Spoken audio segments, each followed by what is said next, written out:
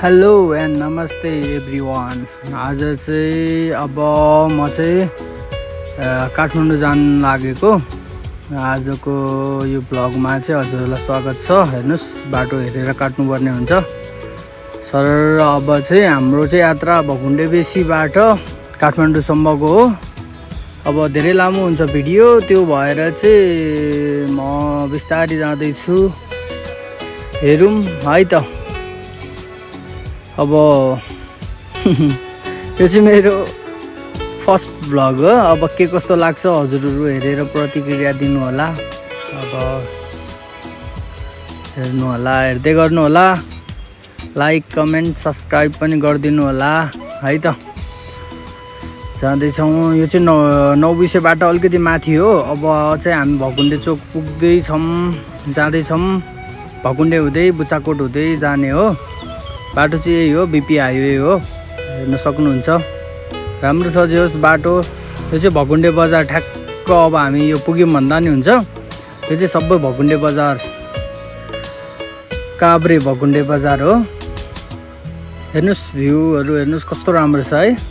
वरिपरि नजाराहरू त एकदम राम्रो छ। मामा बस्नु भएको रहेछ।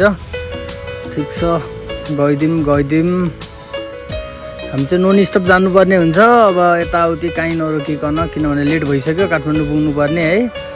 त्यो भएर चाहिँ अलि छिटै जानुपर्ने हुन्छ। हेरौँ अब कति टाइममा पुगिन्छ है। त्यो अपडेटहरू पनि म हजुरहरूलाई गराइराख्नेछु। हेरिराख्नु होला है। साथ सपोर्ट देखाइदिनु होला।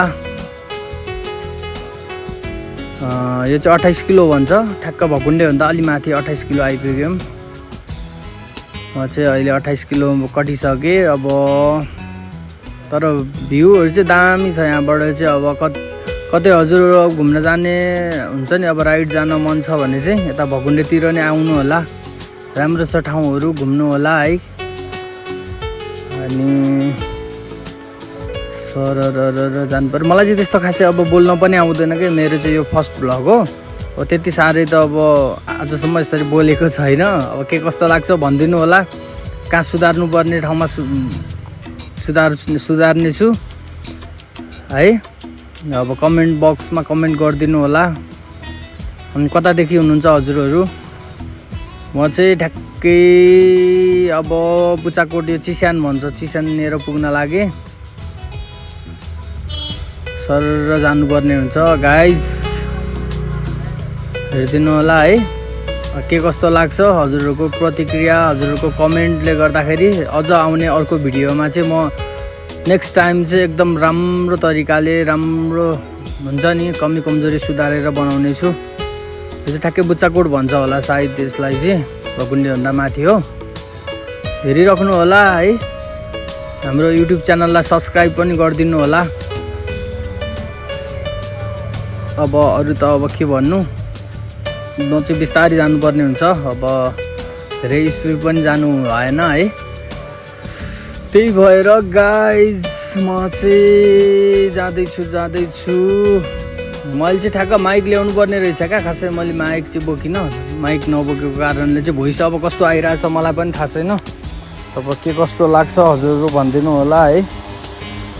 अब नेक्स्ट भिडियो, ओहो के रहेछ हो आज यहाँ। ओ माई गड, सायद केही होला है।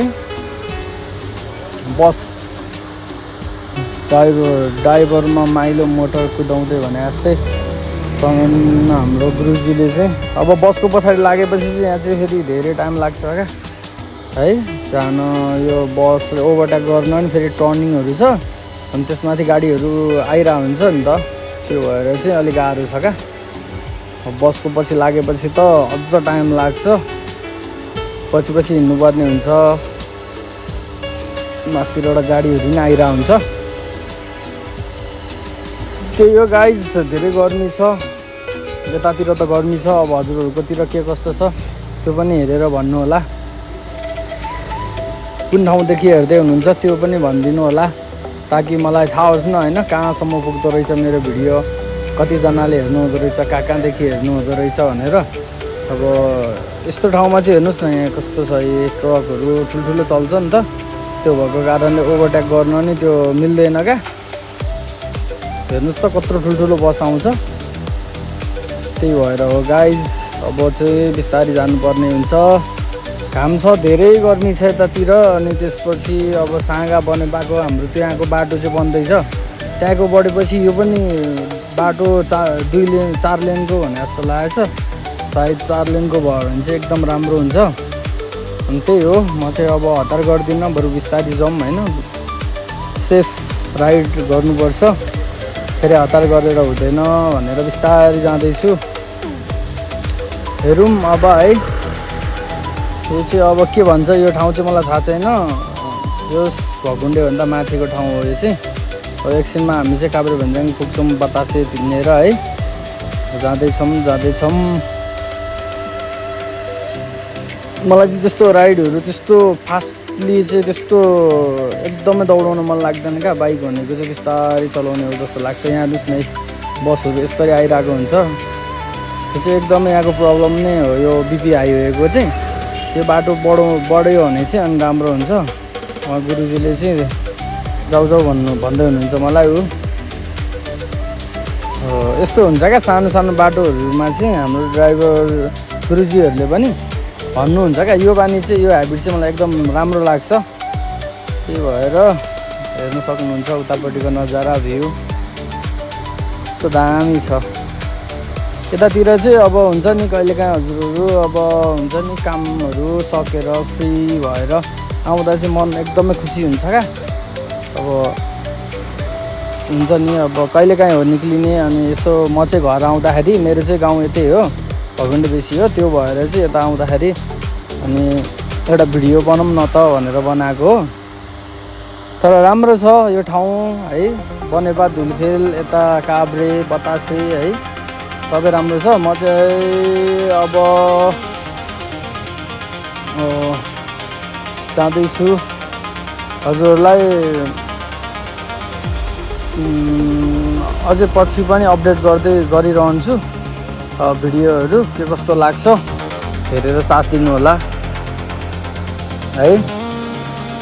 अनि यतातिर राइड गर्दा चाहिँ एकदमै ध्यान दिनु होला। अस्ति पनि बस दुर्घटनामा एक्सिडेन्ट भएको थियो नि त, त्यो यहीँको हो, यतैतिरको हो। तर मलाई एक्ज्याक्ट ठाउँ चाहिँ थाहा छैन यहाँनिर। मैले जाँदाखेरि त सानो एउटा क्लिप लिएको थिएँ। अब त्यो पनि म हजुरहरूलाई अपलोड गर्नेछु।